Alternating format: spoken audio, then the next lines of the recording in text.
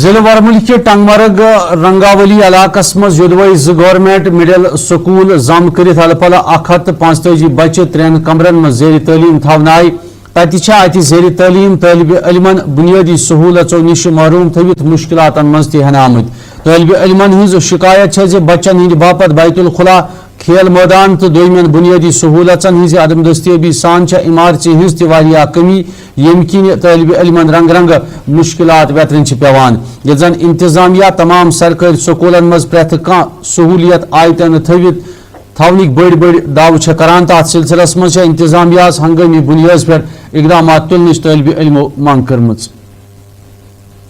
ہوتی ہے۔ یہ اسکول ہے جو یہ ٹوٹا ہے، پہلے ہم اس میں پڑھتے تھے، اب ہمیں 1 کلومیٹر جانا پڑتا ہے دور، 1 کلو وہاں بھی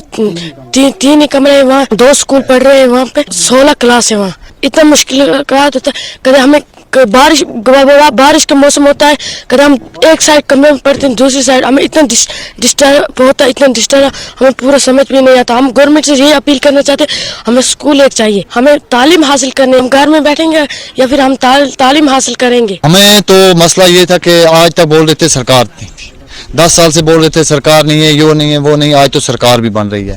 آج سرکار نے ہمارے اس مسئلے کا کوئی حل اسمبلی میں کہیں بھی اٹھایا نہیں کہ ہمارے یہ بچے جائیں تو جائیں کہاں۔ آپ جناب خود بھی دیکھ سکتے ہو کیا حالات ہے اس سکول کی، کس نوعیت پہ یہ سکول ہے۔ ایک سکول میں 16 کلاس کے بچے پڑھ رہے ہیں، 3 کمروں میں 16 کلاس کے بچے پڑھ رہے ہیں، ادھر وہ ٹیچر پڑھائیں گے کہ بچوں کو پڑھائیں گے، کیا کریں گے وہ؟ تو اس لیے ہم یہ گزارش کرتے ہیں ڈپارٹمنٹ سے کہ ہمارا اسکول کا کچھ نہ کچھ سوچا جائے۔ یہ گجر بستی ہے، ایک تقریباً 150 چولہا ہے ادھر گجر بستی، تو ان میں ایک سکول ہے، ایک سکول میں کیا پڑھ سکیں گے؟ وہاں شفٹ کیا ہوا ہے، تقریباً ہمارے سکول میں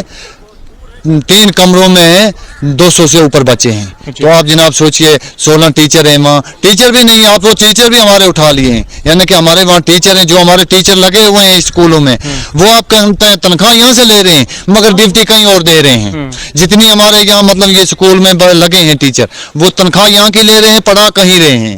وہ یہاں بھی ہیں نہیں ہے، کیونکہ جب یہاں کوئی نظام ہی نہیں ہے، یہاں کوئی دیکھنے والا نہیں ہے، یہاں کوئی پوچھنے والا نہیں ہے۔ یہ ایک رنگا والی خدا کے نام پہ رکھ دیا ہے، جو آیا اس نے